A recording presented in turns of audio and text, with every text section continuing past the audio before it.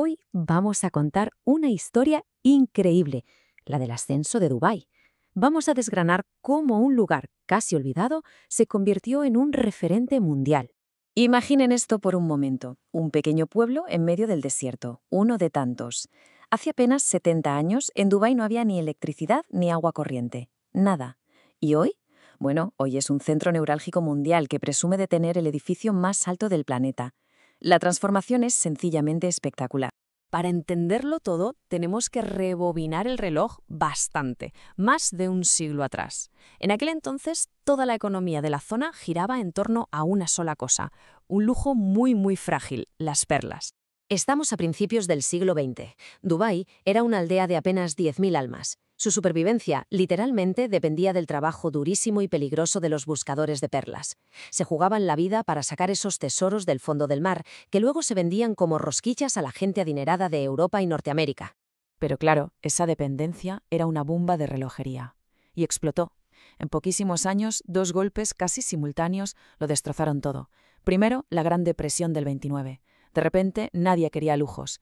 Y por si fuera poco, en Japón perfeccionaron las perlas cultivadas. Perlas idénticas, pero mucho más baratas, que inundaron el mercado.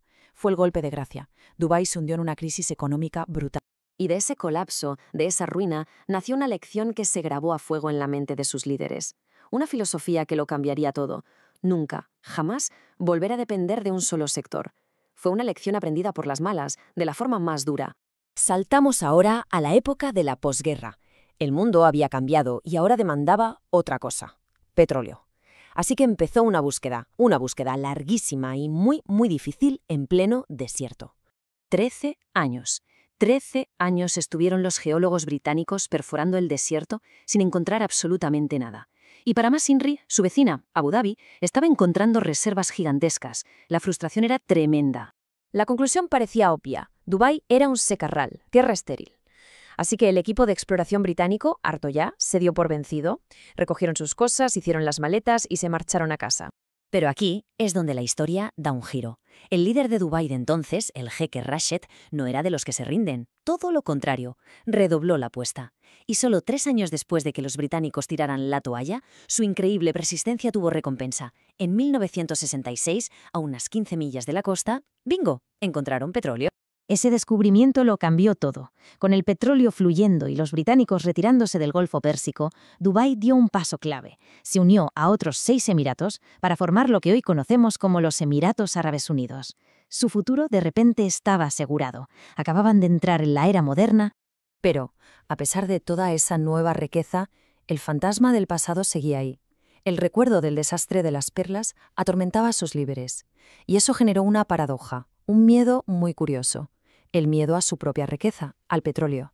Y es que para 1975, el petróleo ya era el rey de la economía de Dubái. Más de la mitad de su Producto Interior Bruto venía de ahí. La situación, como podemos ver, empezaba a ser peligrosamente parecida a la de las perlas. El propio Sheikh Rashid lo resumió con una frase que se ha hecho legendaria.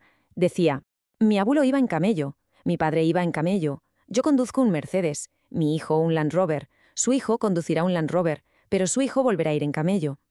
La idea era clarísima. La riqueza del petróleo no iba a durar para siempre. Así que, con esa idea en mente, puso en marcha un plan increíblemente audaz y, no nos engañemos, de un riesgo altísimo.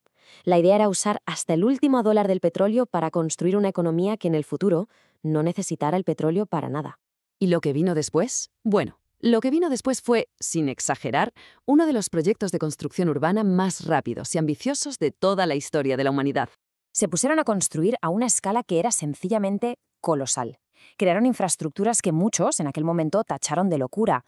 Hablamos del puerto de Jebel Ali, el puerto artificial más grande del mundo, de la aerolínea Emirates, pensada para conectar Dubái con todo el planeta, o de esos rascacielos icónicos que de repente empezaron a brotar en mitad de la nada, en pleno desierto. Claro, una ciudad así necesita gente, mucha gente. Para atraerla, Dubái jugó 2 cartas maestras: impuestos muy bajos y un ambiente social relativamente tolerante. Y funcionó. Atrajo a una masa enorme de trabajadores extranjeros. Lo más alucinante es la proporción que vemos hoy. Casi el 90% de la gente que vive allí no es ciudadana del país. Y la estrategia, desde luego, funcionó. El aeropuerto de Dubái se convirtió en el de mayor tráfico internacional del mundo, más de 85 millones de pasajeros al año. Una barbaridad. La ciudad se había transformado, tal como habían planeado, en un punto clave para los viajes, los negocios y el turismo a nivel global. Pero, como suele pasar con los crecimientos tan bestiales, este desarrollo vertiginoso tuvo su cara B. Un coste muy alto y en muchos casos muy controvertido. La ciudad ha recibido críticas durísimas, especialmente por sus prácticas laborales, sobre todo por el trato y las condiciones de los trabajadores migrantes, los que levantaron con sus manos todos esos rascacielos. Y a eso hay que sumarle los enormes desafíos sociales que plantea tener una población donde la inmensa mayoría es extranjera, sin una vía clara para conseguir la ciudadanía.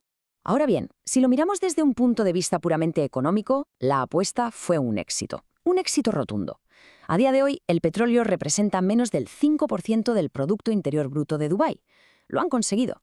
Así que sí, esa apuesta loca de alejarse del petróleo salió bien. Se lanzaron al comercio, asumieron unos riesgos monumentales y consiguieron convertirse en la primera economía postpetróleo de Oriente Medio. Lograron romper la famosa maldición de los recursos, esa idea de que tener mucha riqueza natural al final te frena. Pero la gran pregunta sigue en el aire. El tiempo dirá si esa maldición está rota de verdad, porque el gran reto, el desafío de futuro para Dubái, sigue siendo la sostenibilidad social de todo este modelo.